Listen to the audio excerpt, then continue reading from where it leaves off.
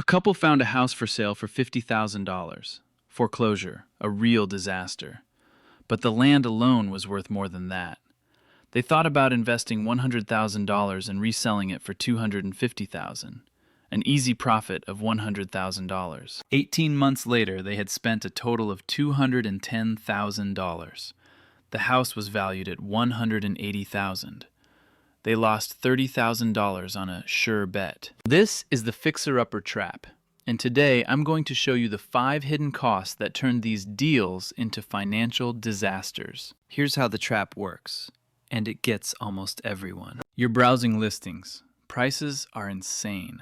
Then you see it, a house way below everything else. The listing says, "Great potential," or "Investor special," or my personal favorite, "Bring your vision."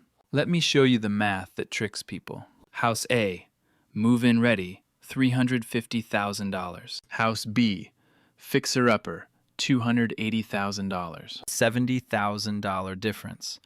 You look at House B and think, okay, it needs a new kitchen, bathroom updates, new flooring, maybe some roof work. You estimate $40,000 in repairs. 280 plus 40 equals $320,000. You're still $30,000 ahead of House A. Free equity. You're beating the system while everyone else overpays. That math is completely wrong, and I'm going to prove it with real numbers. Let's start with the most painful truth. Your renovation estimate is almost certainly wrong. Studies show that homeowners underestimate renovation costs by 40 to 60%. Not 10%, not 20%. 40 to 60%. That $40,000 estimate, in reality, it's going to be $60,000 or $70,000, sometimes more. Why does this happen? Because you can't see what's behind the walls. You can't see the plumbing that's about to fail. You can't see the electrical that's not up to code. You don't know about the foundation crack until someone starts digging. Let me give you a real example. That kitchen renovation you budgeted $20,000 for? You start demo, and suddenly you find old wiring that needs to be completely replaced. The plumbing doesn't meet current code. There's water damage in the subfloor from a leak nobody knew about. Every single one of those problems has to be fixed before you can move forward. You can't just put new cabinets over rotting subfloor. You can't install new appliances on electrical that's a fire hazard. And every fix costs money you didn't plan for. Remember the couple from the beginning? First month of their renovation, they opened up the kitchen cabinets and found mold everywhere. Not a little mold, serious mold that had spread into the wall cavity. Mold remediation plus structural repairs, $12,000. That wasn't in their budget. Second month, they got the electrical inspected. Failed. The wiring throughout the entire house wasn't up to code. Full rewire needed. $22,000. That's $34,000 in surprises. And they hadn't even started the actual renovation they'd planned for. They were already almost at their total budget, and the new kitchen didn't exist yet. This happens all the time. It's not bad luck. It's the reality of old houses. Here's what nobody tells you before you start looking at fixer-uppers. Getting financing for them is a completely different game. Banks don't want to lend $300,000 on a house that's only worth $200,000 in its current condition. They see the risk. They know about all those hidden problems. They've seen people get burned. So what are your options? Option 1, pay cash. Great if you have $280,000 sitting in your account. Most people don't. Option 2, get a renovation loan like an FHA 203K or a Fannie Mae homestyle loan. These let you borrow based on the after repair value. Sounds perfect, right? Here's the catch. These loans are complicated. You need more paperwork, more inspections, more approvals at every stage. The interest rates are often higher than traditional mortgages. You can only use approved contractors, which limits your options and often costs more. And the bank literally oversees your entire renovation. They release money in stages, which means you're waiting on bank approval before you can move forward with each phase. It adds months to the process. It costs thousands more in fees. And it creates massive headache. Option 3, do what a lot of desperate people do. Buy the house with whatever financing you can get. Then put the repairs on credit cards or take out a home equity line of credit. Now you're paying credit card interest rates on your kitchen renovation. We're talking 18, 20, 25% interest. You're stacking debt on top of debt. This is how people end up owing way more than their house is worth. And here's something else that puts you at a disadvantage. Cash buyers and professional investors dominate the fixer-upper market. They can make offers with no financing contingencies. They can close in 2 weeks. They don't need bank approval for anything. You're competing against people who do this for a living, and you've got financing requirements slowing you down at every step. You're already losing before you even start. This one destroys people, and almost nobody sees it coming. When you buy a move-in ready house, you close, you get the keys, you move in. Done. You start living your life in your new home. When you buy a fixer-upper, you're signing up for months, sometimes years, of living in a construction zone. Dust everywhere. No functional kitchen for weeks. Showering at the gym because your bathroom is torn apart. Or you're paying rent somewhere else while the house gets fixed up. Which means you're paying 2 housing costs at the same time. Mortgage on the new house, plus rent on wherever you're actually living. Let's do the math. Say you need 6 months to get the fixer-upper livable. And that's pretty optimistic for any major renovation work. If you're paying $1,500 a month in rent during that time, that's $9,000. Money you didn't factor into your original "I'm saving $30,000" calculation. But here's what really gets people. It's never 6 months. Contractors run behind schedule.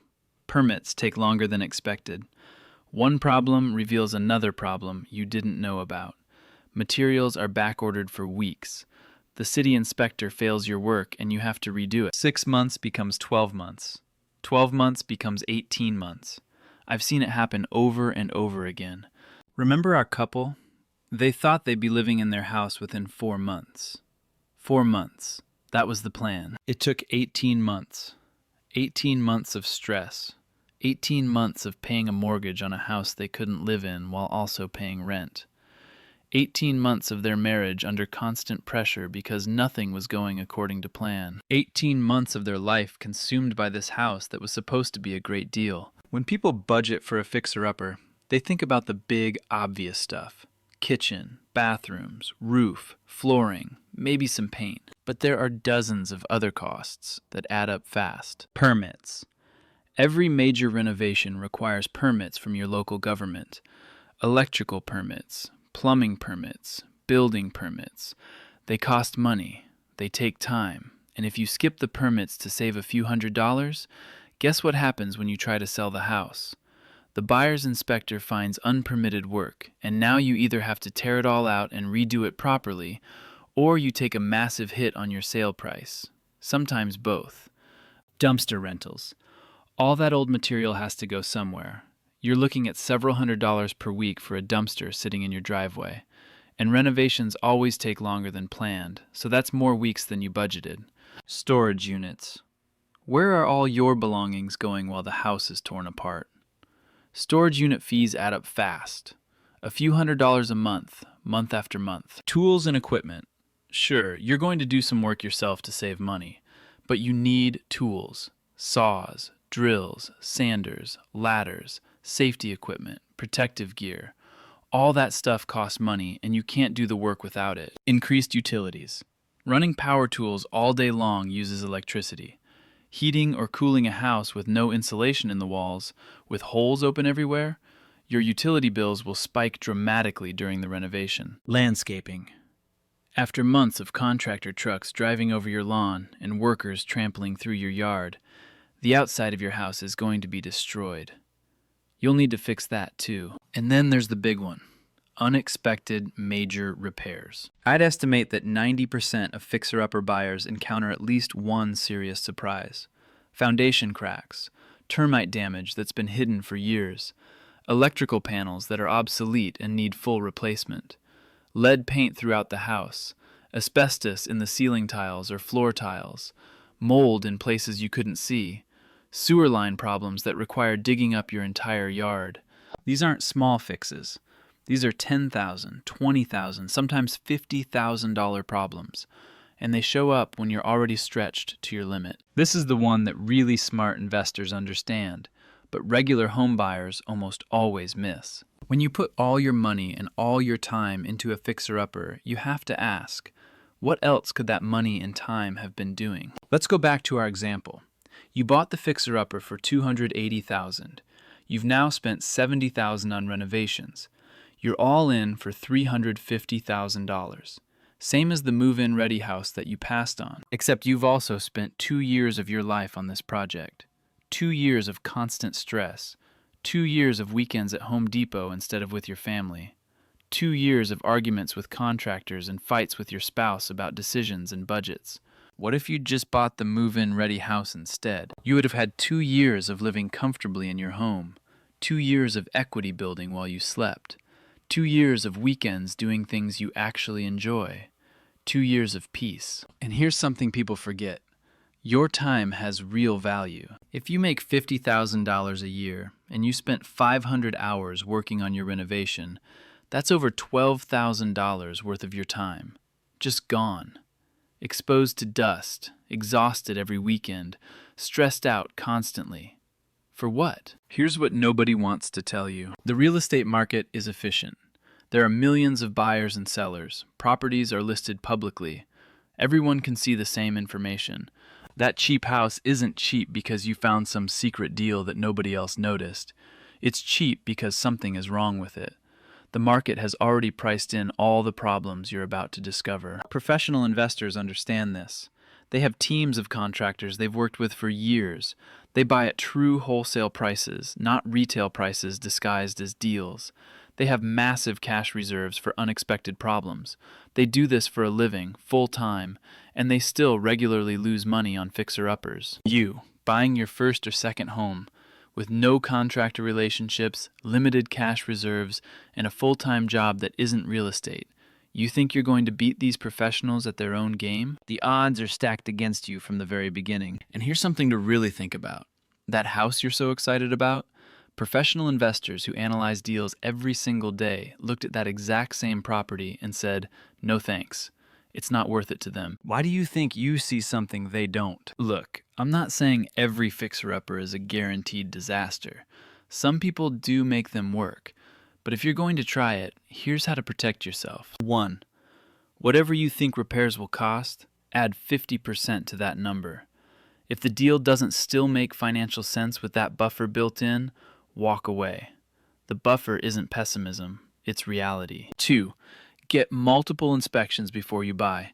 Don't just get the standard home inspection. Get a sewer scope. Get a structural engineer if there's any question about the foundation. Get a mold inspection. Get an electrical inspection. Yes, this costs extra money up front. It's worth every single penny. 3. Have a licensed contractor walk through the property before you make an offer. Get actual written quotes for the work needed. Not estimates you made up in your head based on what you hope it'll cost. Real numbers from someone who does this work. 4. Understand your financing options and their true costs. Factor in higher interest rates. Factor in longer closing times. Factor in all the restrictions and headaches that come with renovation loans. 5. Calculate your opportunity cost honestly. What is your time actually worth? What else could you be doing with those hours and that mental energy? 6.